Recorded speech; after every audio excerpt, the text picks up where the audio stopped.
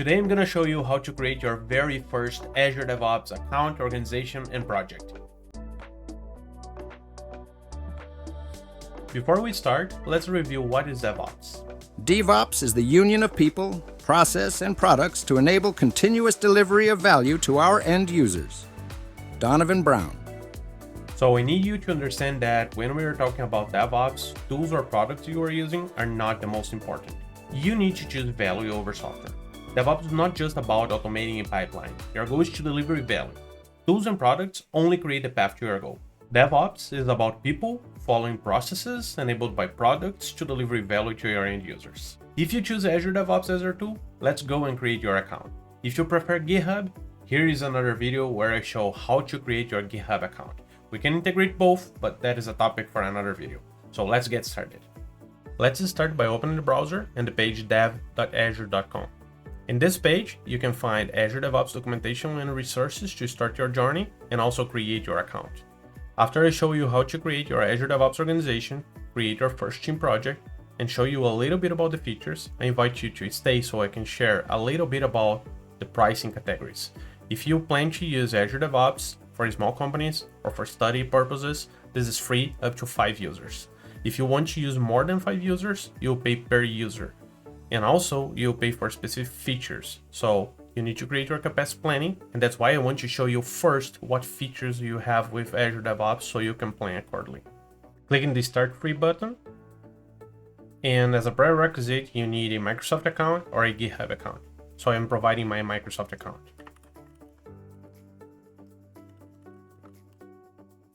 Press Enter, use your password. You probably have 2FA or multi-factor authentication enabled in your account, and I recommend that for security purposes. And then you are ready to sign in. As soon as you sign, you'll be ready to start creating your Azure DevOps account. So clicking the button Continue. This is a very important step where you need to choose your Azure DevOps organization name, and you need to choose very wisely. You can rename the organization afterwards, but that will cause you lots of planning to rename it because that will change the URL. And lots of people will be using it, like your developers cloning code to their machines, or your stakeholders will be using it to open Azure DevOps.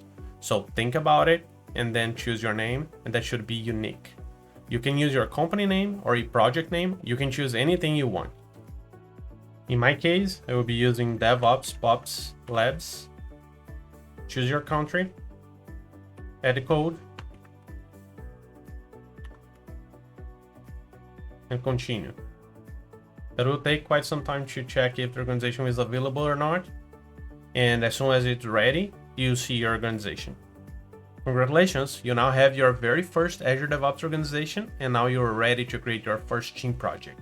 A team project will store your code, your work items, or your automation for your code or security or anything related to CI, CD, or your planning. So let's create your first team project, and I will show you some features of Azure DevOps.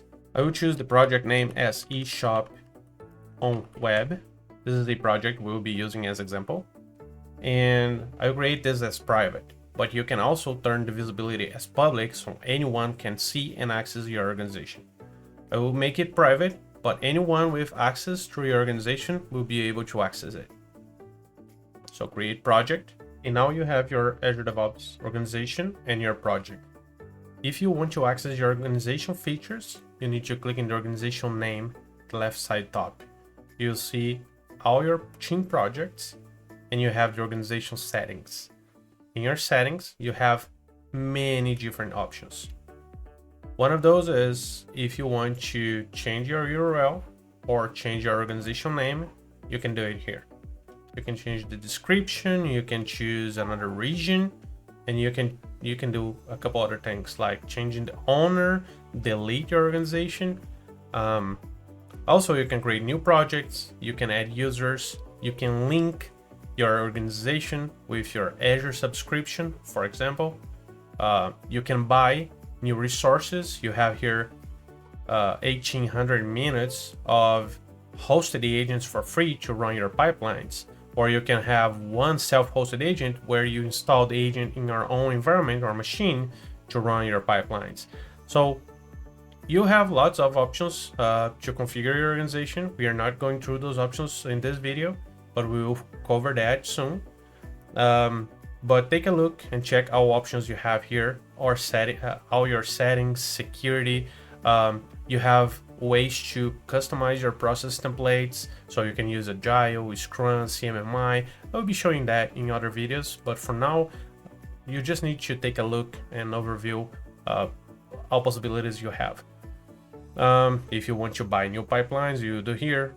You can configure different settings, specific security settings for your pipelines or your project, team project, or organization.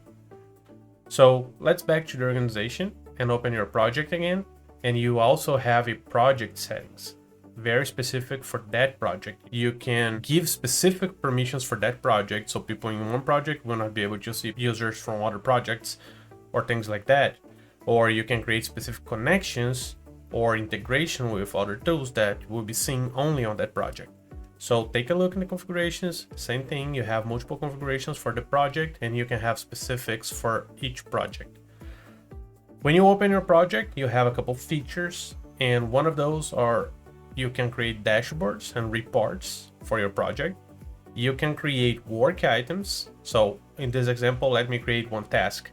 So this task right here, you have a title, you have who is working on the task, you can create a description for that task, you can create many things for your project planning.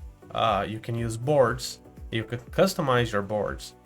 So this is a very interesting feature where you use Kanban, or you can have multiple views for your work items. You can configure your sprints, so you have a full range of tools for project planning and management. Another thing is you can have your repos in Team Foundation version control or Git. This Git is different than GitHub. GitHub is the tool that implements Git, and that is another tool like Azure DevOps. You can have Git inside Azure DevOps, and you also have the native version control for Azure DevOps, which is the Team Foundation version control. I don't recommend you to create that. That is a old system, a centralized version control system. You should use Git for your projects, and you should create one repository for each project. But we'll cover that soon. You have very specific configurations for every and each repository. You can import repositories from other tools, or you can create a new repository, manage repositories and permissions for specific repositories. You can manage your branches. You can have security in place with GitHub Advanced Security, and we'll cover that soon. So you have multiple features to cover your application lifecycle management and the full DevOps processes and practices. Another thing is the pipeline, where you can create YAML pipelines to run, build, and deploy your code in multiple environments like Azure or any other cloud you have, or on-premises environments. You can control environments, you can create libraries where you can secure your variables or your files, certificates that you use to build or control your application. Another feature is test plans. It's free for 5 users for the basic features. This is not basic anymore.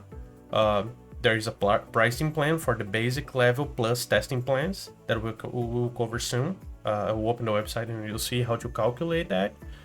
But this is very interesting, where you can create your test plans, test cases, plan your steps, run your tests from the browser, create bugs and other things to link with your work item, or record videos, for example.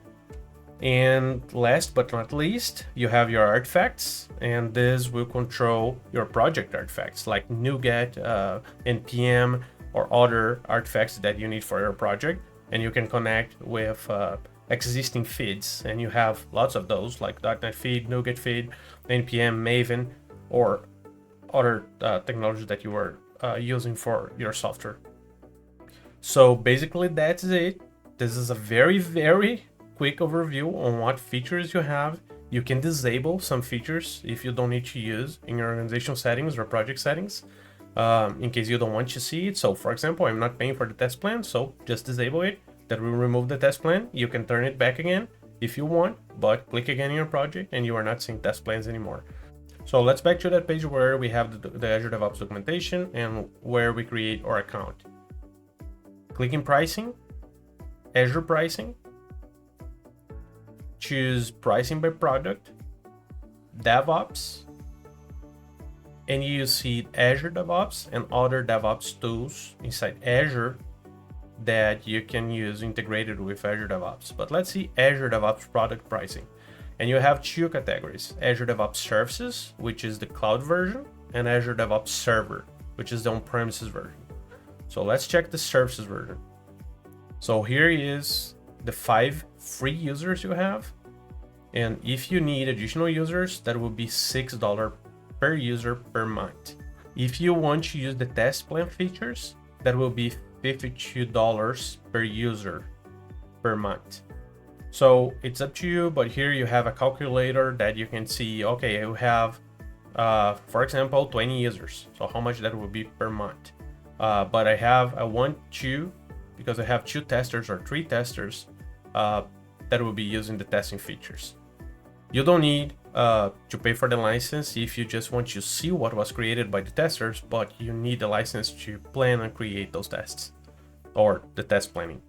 And here, let's say the 1800 minutes are not enough for your projects and you need more parallel jobs to run your builds and deployment. You can buy parallel jobs, and this is the price per month. Or if you have lots of artifacts like NuGet packages that you consume in your .NET project, and that is more than 2 gigabytes that you have free, you need to pay additional for every gigabyte. So here you can calculate how much you need. So basically that's it. You have to plan accordingly how many resources you need from each feature from the Azure DevOps. You can start by creating your free project and checking everything, learning about Azure DevOps, learning about the team projects, learning about the features, and then you start seeing what you need, and then you can create a better capacity plan. And if you need any other resources after creating your organization, that's okay. You can rename your organization, you can create new resources, you can pay for more resources, you can link your subscription with Azure, for example, to pay for those resources. So everything you need after the organization is created, you can just go ahead and create or configure. If you enjoyed this video, please let me know in the comments, and don't forget to subscribe and share this channel with your friends so we can help more people. Thanks for watching. Bye.